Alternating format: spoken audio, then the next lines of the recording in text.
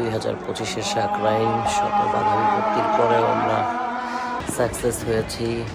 একটা পর্যায়ে ভাবছিলাম যে শাকরাইন হয়তো বা হবেই না, কারণ অনেক বাধা নিষেধ ছিল। তাও দেখা যাচ্ছে যে নিউ টাউনের কিছু মানুষের উশৃঙ্খলতার জন্য দেখা গেছে আমাদের এই প্রোগ্রামটা একটু নষ্ট হয়।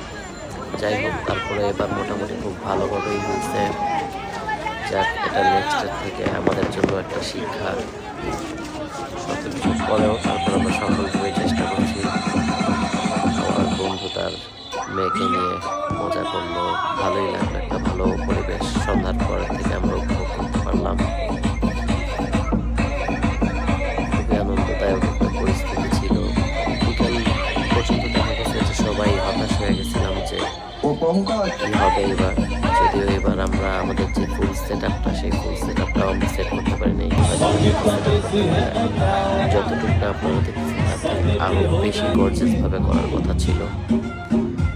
তো যতটুকুই হয়েছে গুড এনাফ, এতটুকুই আমরা সন্তুষ্ট।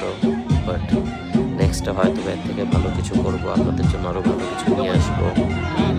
এবার যতটুকুই হলো এটার মধ্যে একটা সন্তুষ্টি।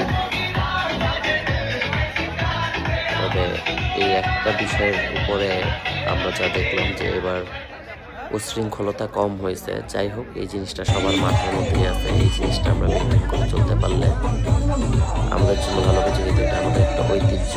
আমরা দেখা গেছে যে শৈশব থেকে জন্মের পর থেকেই আমরা জবের থেকে ক্যাম্প হয়েছে, আমরা এই বিষয়ের উপরে অনেকটা বেশি এক্সাইটেড থাকি, এই দিনের জন্য এক্সাইটেড থাকি।